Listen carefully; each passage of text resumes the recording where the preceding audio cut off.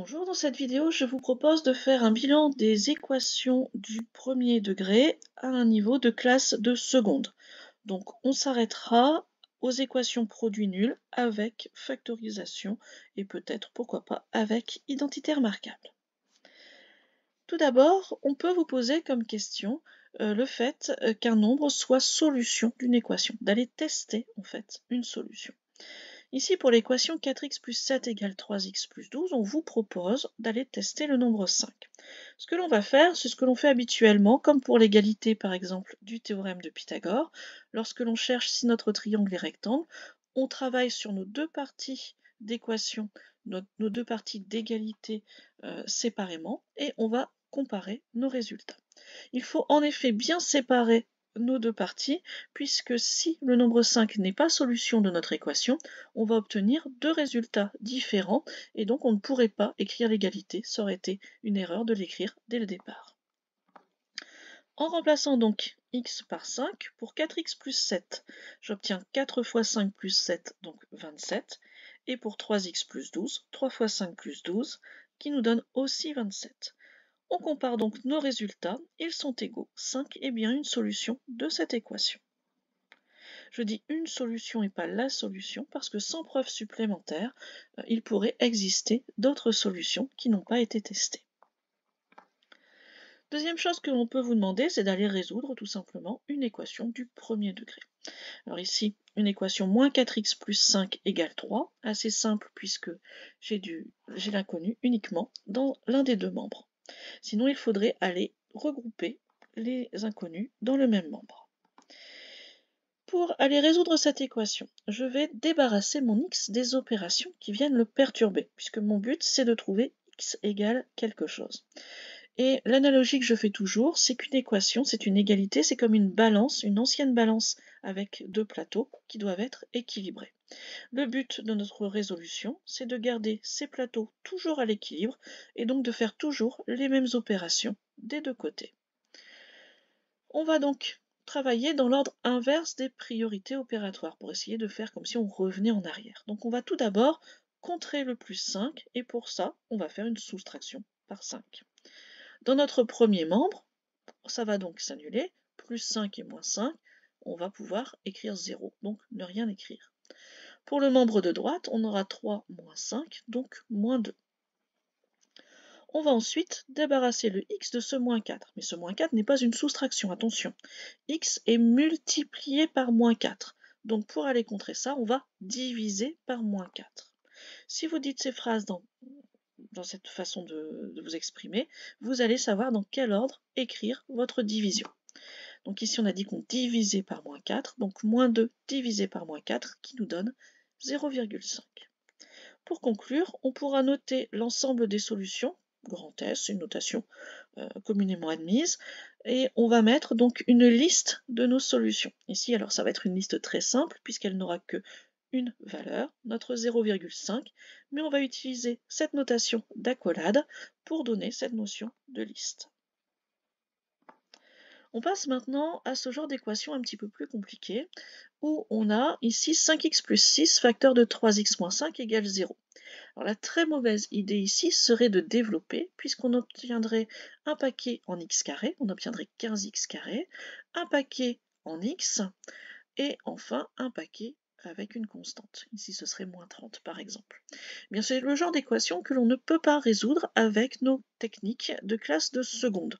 On va devoir attendre la classe de première pour faire ça.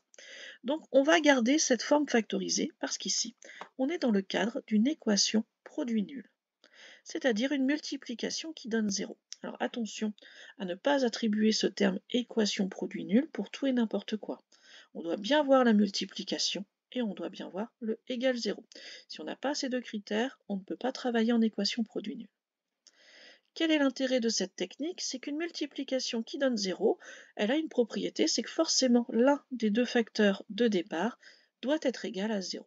Donc on va pouvoir comme ça casser notre équation en deux petites équations du premier degré justement, ce que l'on sait résoudre. Donc soit c'est 5x plus 6 qui donne 0, soit c'est 3x moins 5. Et on travaille comme précédemment. On va tout d'abord débarrasser les additions-soustractions, puis débarrasser la multiplication. Pour la première, 5x plus 6 égale 0. Le plus 6 nous a donné un moins 6 et on va diviser par 5. Donc moins 6 cinquièmes. Pour la deuxième, moins 5 va être contré par un plus 5 et on va diviser par 3. On peut s'interroger sur la forme de notre solution. Est-ce qu'on garde une fraction ou est-ce qu'on va plus loin?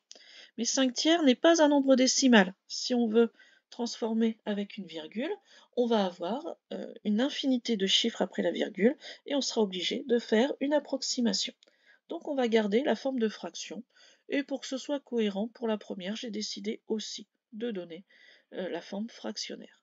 Je pourrais, pourquoi pas, écrire moins 1,2, mais ça ferait deux écritures mélangées. On n'oublie pas de conclure avec notre ensemble de solutions.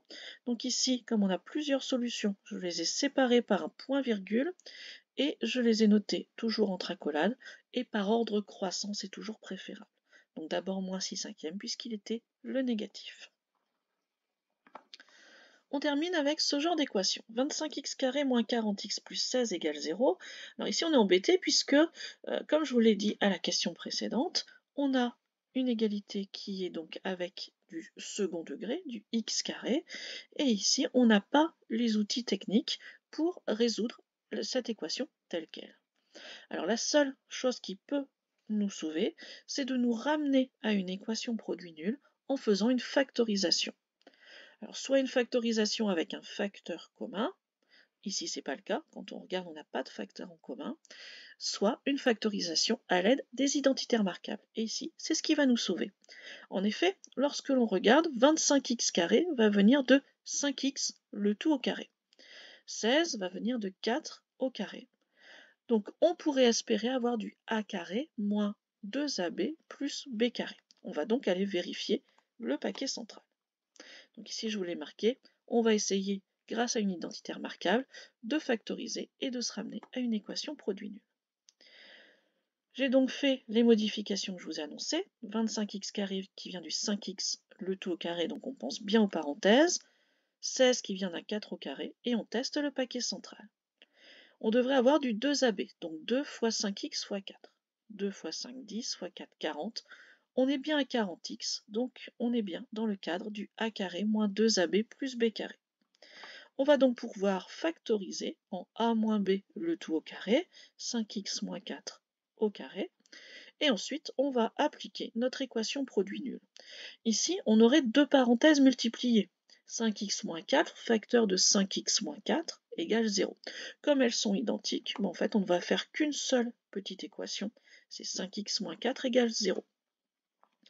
À ce moment-là, on passe donc le moins 4 qui devient plus 4, et la multiplication par 5 qui donne une division par 5. On arrive à 4 cinquièmes qui nous donne, excusez-moi, il y a une petite erreur ici, qui nous donne 0,8, plus 0,8. Et on va donner notre ensemble de solutions, c'est 0,8. Ici, on voit bien la notation. Tout à l'heure, on avait deux solutions, on les a bien séparées par des points-virgules, parce que si on sépare par des virgules, on pourrait croire ici que c'était deux solutions séparées, 0 puis 8. Donc attention bien, dans la notation de votre ensemble de solutions, à séparer vos solutions par des points-virgules pour garder la virgule, comme ici pour les nombres décimaux. Comme ça, on n'aura pas de confusion, on sait que c'est une seule solution qui est égale à 0,8. Je le redis, ici il y avait une petite erreur de frappe, c'est un plus. Voilà, on termine ici pour ces équations. Au revoir.